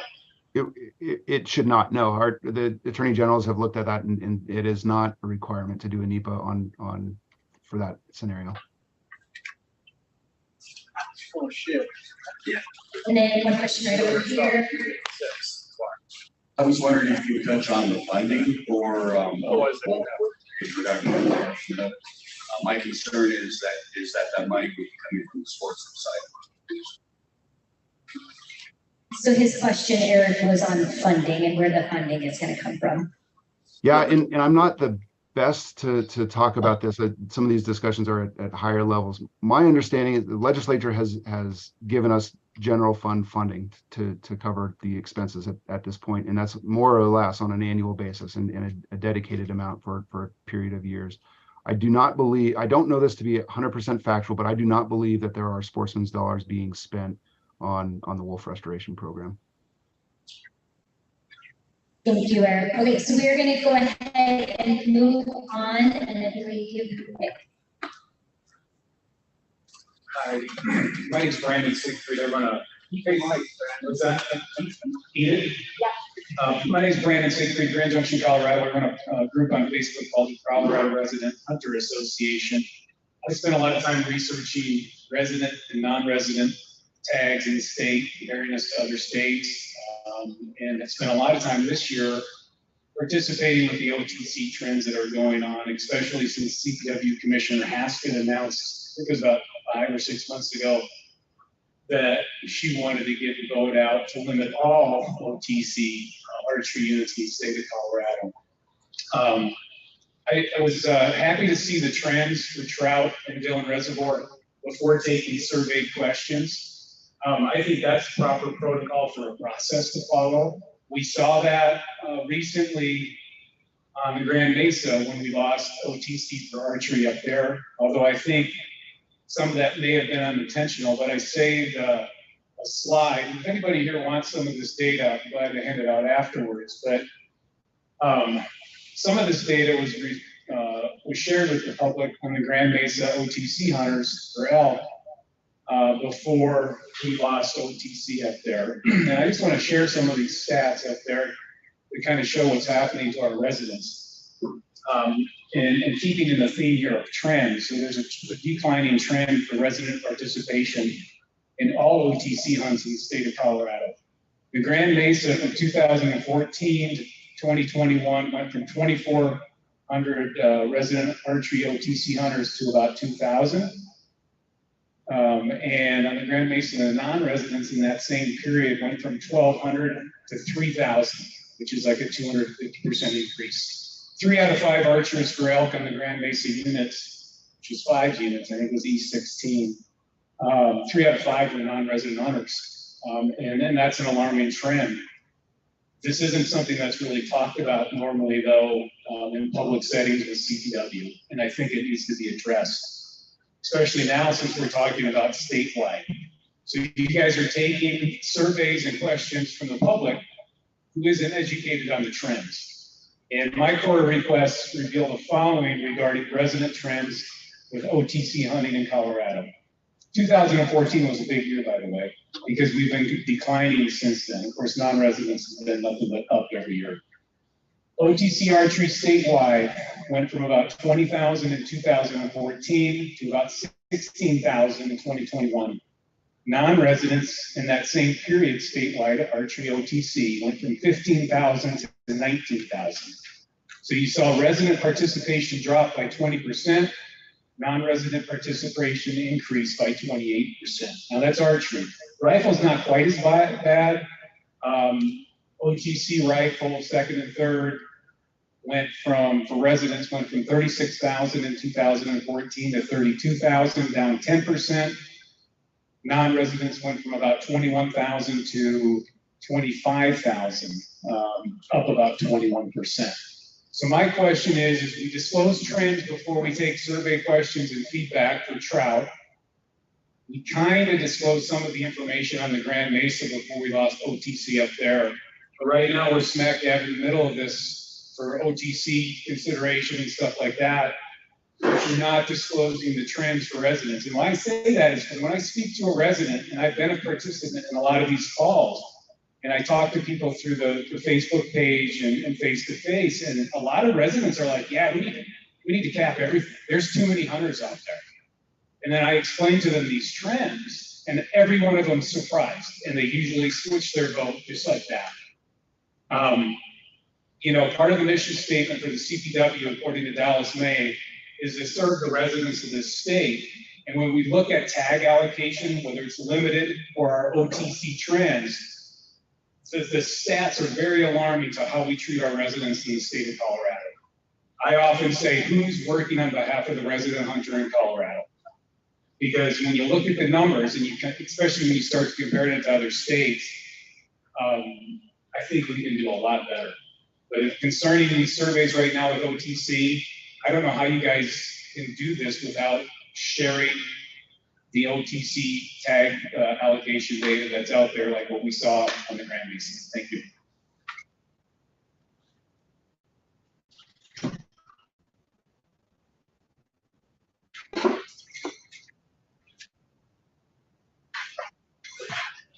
Thank you, I appreciate that. When we do the survey work, can you guys still hear me okay? When we do that survey work, we have an individual, a human dimension, that designs that survey. So they're not just arbitrary questions that are throwing at you. I'm not saying your point's not valid, please don't take it that way. I'm just saying we have an expert that helps us develop surveys that get to what we're trying to get to, what's the public's feeling about certain issues out there. And I know, Kirk was heavily involved in what occurred on the Grand Mesa specifically, so maybe he can speak a little more to that. But like I said, I think your points are valid. I appreciate you bringing them up to us. I'm trying to figure out, and I'm looking at Jonathan too. How do we get that out there to his point? Share the trends prior to putting the survey in. I think that's what you're asking, right? Yeah. Well, they did it on Dillon Reservoir. They did a good job there. you need to put some context in with the questions. Put a 5-question survey out there with no context at all. And no people to understand. And no information for the average unemployed. Because a lot of average guys don't understand how many non-residents are out there when we're hunting. You know, they hunt on their own property, they hunt with a guide or an outfitter because they've given up on the over-the-counter. They give up hunting altogether. And there's dozens of people who have given up hunting altogether because of overcrowding in that area alone. And that's that downward trend. I am one of the only people that I know that drew for their second tag. And that's it. I know nobody else who's hunting. It'd be helpful if you gave them the microphone. They can't hear you over there. Good point. I forgot about that. I'll speak up now to the microphone and we'll give the microphone to everybody else who has any The comments. responders need, I can't hear what they're saying. Do you want to repeat what you said? So I can just quickly jump in and then we'll make sure to give the microphone to other people who speak. I'm not the human dimension specialist, although I do sit next to them, so I can mention a few things about that. We do work together in the policy and planning team on some of these social science issues like survey questions, like other types of engagement, where we're getting feedback. And I think that's an important point. We're not just reporting on the responses. If you see survey questions, when we're reporting to oftentimes the commission or the CPW leadership,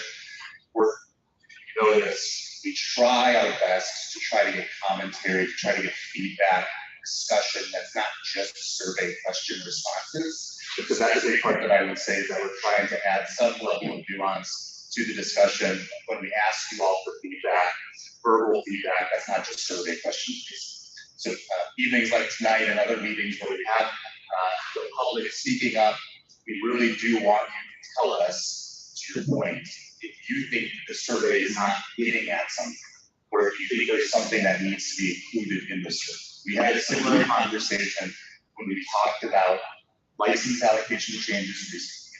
As you just recall, there was some change. I don't want to get into the changes for license allocation right now, although I can basically. Going from 65, 35 to 75, 25%, 75% resident, 25% non-resident for most licenses. Still 80%, 80% resident, 20% non-resident for high demand. Basically, that's it in a nutshell. So when we made that change recently to allocation, we did ask survey questions and we heard from folks. Well, we did include, actually, we took the feedback into consideration and we included some financial impacts along with survey questions when we asked those survey questions. We did get some feedback to try to make it more clear, but in that case, what we tried to do was basically leave description below the survey question to try to give some more context. I can tell you that I get into debates with our social scientists, with our human dimension specialists, because of instances like that, because we are trying to not lead respondents too much. We are trying not to give you the information that might cause you to change your answer in a way that we are trying to cause, right? So we are very careful with trying not to lead respondents. It's lead them to a certain response, essentially.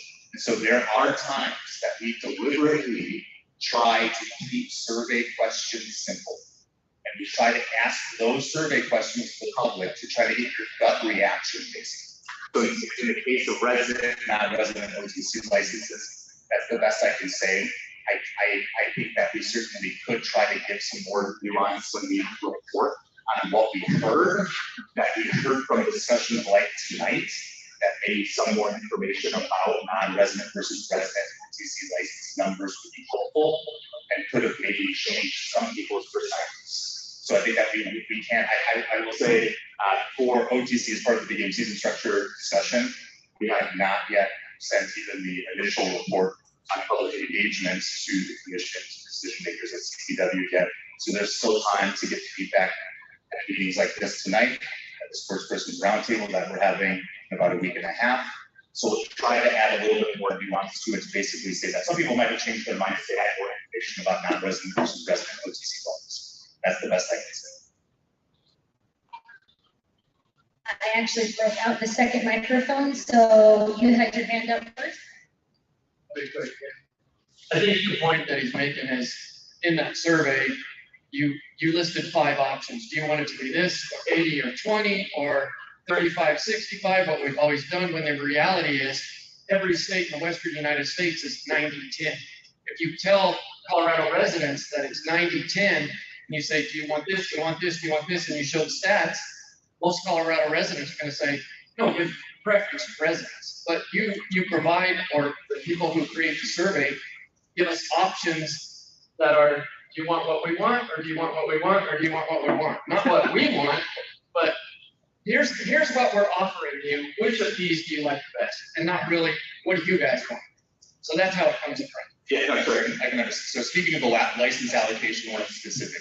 So going back to, because we're talking about a couple different things now, because there were big agency structure surveys and also license allocation surveys as well. But for big agency structure and for license allocation, basically what we did before we sent out the survey was try to do like a scoping period of companies with the public, and other times with commissioners, discussions with commissioners, and with CW leadership as well, to try to give a realistic list of alternatives that we feel like any of these alternatives are something that we could take to the commission and have them vote. So I understand 90-10 was not on that survey. I totally understand it. I can't go back and necessarily reflect on all of this discussions at that time.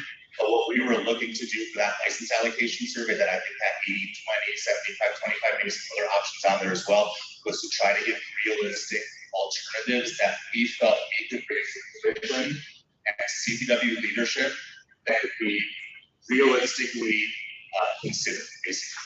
And for 90-10, we had a lot of people that were going to the commission bringing up other Western states at 90-10, but we also had several people going to the commission who were advocating for no change at all, right? So it's not like 100% of the commentary was saying go to 90-10.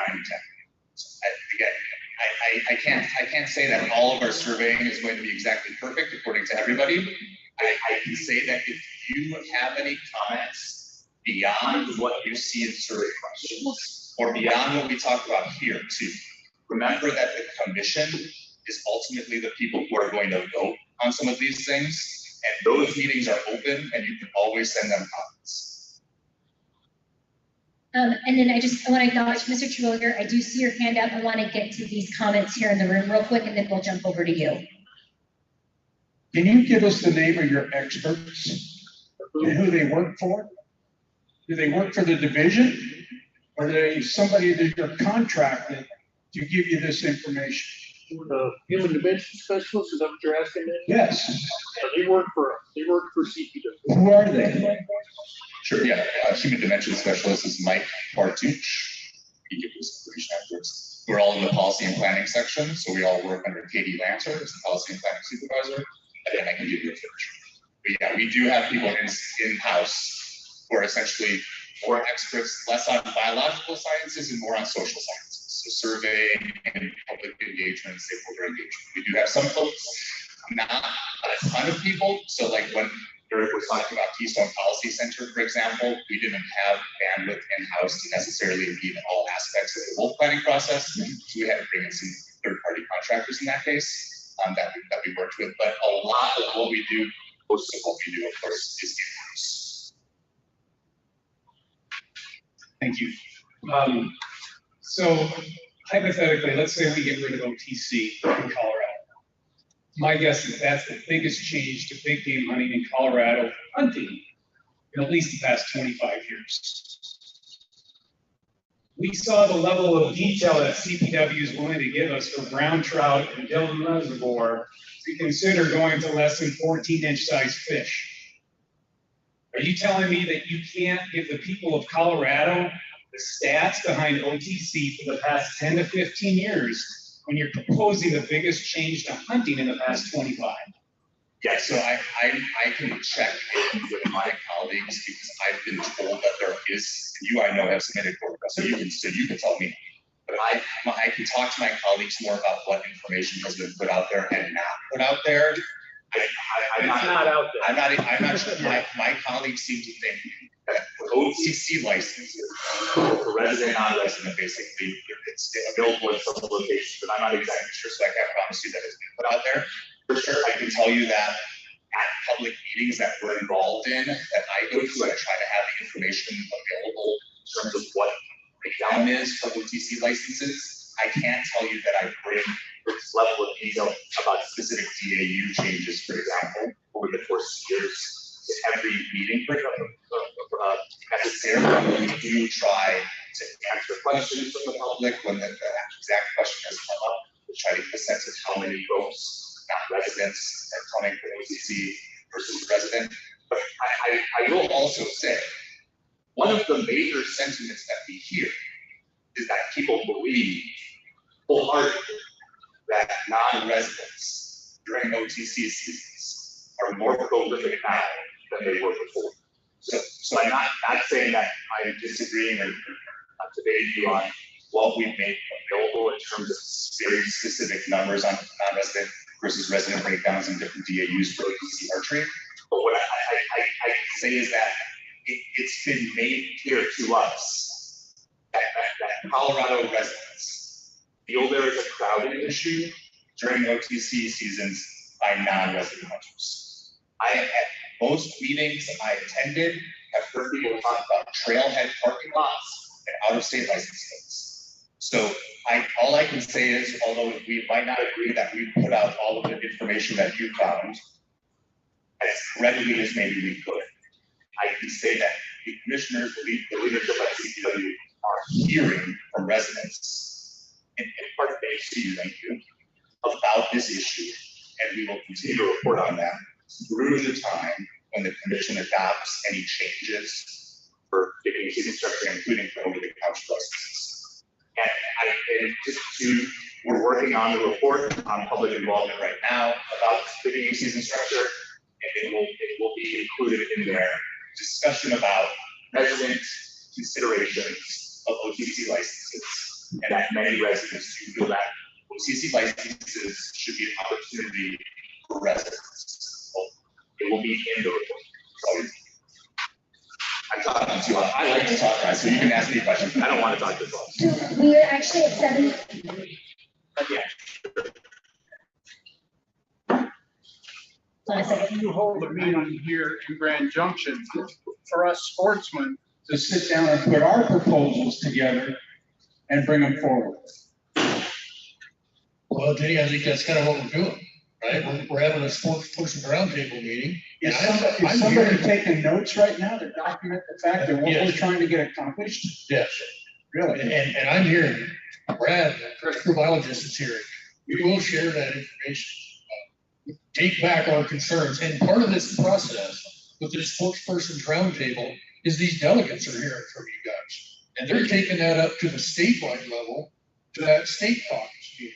And they're sharing that information. So yes, we're hearing you. We are taking notes on it. I promise you, we share that information. So, and just to kind of reiterate, we are taking notes. Braxton is over there helping me as I'm kind of moving around here. We are taking notes. This is also recorded. So, we have the ability to go back if we're not quite sure as we're, writing these things down, if we're kind of even questioning that, we have the ability to go back, or any of our other experts to take a look at this. So, Mr. Terwilliger, I saw you had your hand up and now it's down. So I don't know if you wanted to mention anything. And then we have one question online. Yeah, I just got a few comments on this. Actually, I thought the gentleman that brought up the points about more data certainly is always helpful.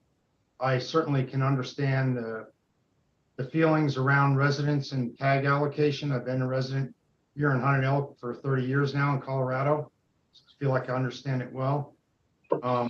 Perhaps, I know some of this has been discussed about OTC tags. Maybe there's an opportunity to put caps on these, and we figure out how to split those between residents and non-residents, so it's more fair in the views of residents.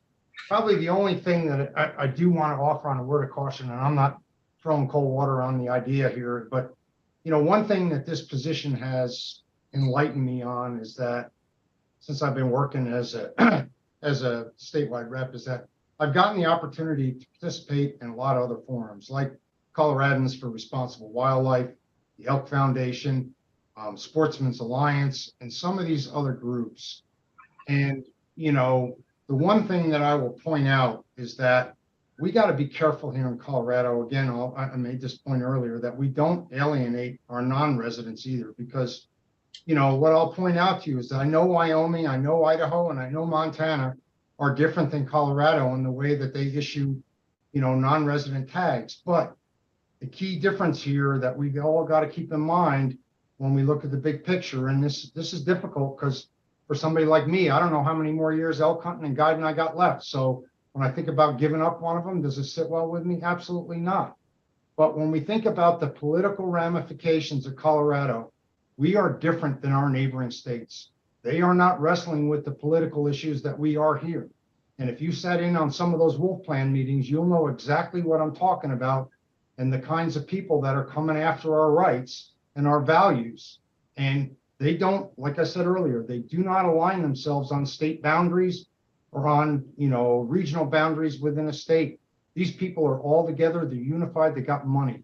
And we got to figure out together amongst us how we coexist and how we keep ourselves together so we can be viewed as one team that enjoy hunting elk and mule deer in Colorado, regardless of some of the boundaries that are put upon us. And I just like to leave you guys with that thought. You may not agree with me, but that's some of the stuff coming from the heart that I've been thinking about quite a lot as I think about the challenges that we face going forward.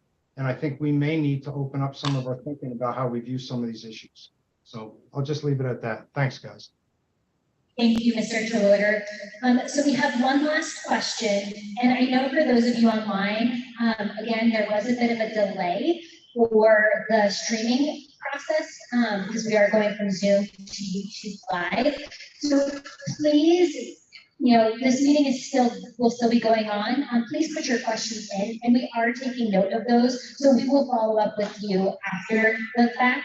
So our final question is, from Colorado Parks and Wildlife's perspective, what is the goal of the new five-year season structure plan, and is it as high level as needed to be?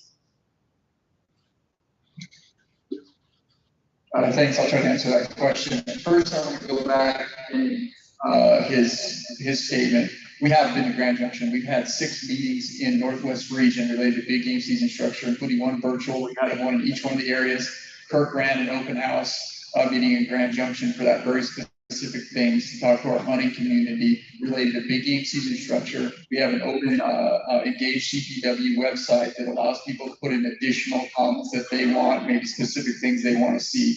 So to answer your questions, we have been out, and to kind of come back to the hunting community, I really appreciate what you're saying with it, and I'm glad that you're heavily engaged, but how many meetings did we have, Jonathan, across the state related to big game season structure? And we only had 300 total hunters come out to all our public meetings that we had related to big game season structure.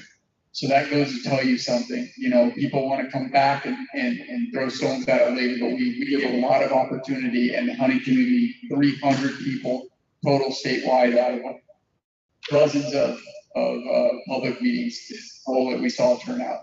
So to kind of come back loop around to the question that we got online, big game season structure is always related to season dates and timing. And so that's the easiest way I can say it. That's the goal of it, is to reassess the season dates and timing of our current structure to see what we need to do differently as far as season lengths and the timing of each one of those hunting seasons. So that is the overarching goal of big game season structure, and kind of always is. And this year we're obviously looking at things like over-the-counter licenses as part of it, as Commissioner Haskett wanted to bring as part of this, and we're going to continue efforts to get further in preference points at a different time. So, but the overarching goal right now is for season dates and timing for the next 5 years. Thank you very much, and thank you all for attending. I know it's really hot in here, and the fans may be being a little bit difficult to hear, but I know we all appreciate you being here and sharing your feedback. You know, keep an eye out. We do release this information through news releases when we have our next meeting. That will probably be in February. You'll probably see something in January coming out, just because we do have an election, so I'll have, forms and stuff. But again, feel free to follow us either on our Twitter or our statewide social medias. You can also sign up to receive any of the news releases that I put out from the Northwest region on our website. So with that, I'm going to go ahead and conclude the meeting. Thank you again for attending, and we look forward to seeing you in January. So actually, Mr. Smith, did you have anything that you'd like to add before we leave? I would just like to say, we did have a meeting at the Northwest Regional Office. Here, I'll trade you. And like you, we had a presentation by a young lady, I don't remember her name, to discuss over-the-counter archery tags for the Mesa, and she presented statistics, and my eyes were open just like yours. And I spread the word to as many hunters and sportsmen that I was in contact with, because I was surprised at the number of non-residents compared to residents and the declining number of residents. I've talked to hunters in the field, and probably 9 out of 10 that I run across when I hunt Mesa are non-resident hunters. So that brought about the change in the season, and this is not necessarily a permanent change the way I understand it, but there's been all sorts of chances for input. At that meeting, I don't remember another citizen being there besides Bob and myself, and it was all tan shirts. So I would say, and Bob would say, get active, get involved, and contact us so that we can be your mouthpiece to the statewide caucus, Sportsman's Roundtable. That's what we're here for.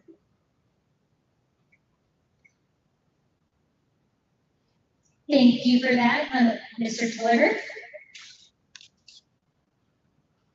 Yeah, I would second that. I know I'm not physically available to some of you guys, but I am be more than willing to give you my email, give you my phone number.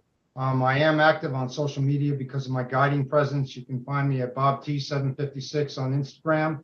I'm also on Facebook. Not that I'm a huge social media guy, but working in the outdoor industry, it just requires me to do so. But I am responsive to those kinds of things, and I want to hear your views. I want to take them forward, and I'm more than willing to allocate my time to discuss them and share with you what I know and my experiences.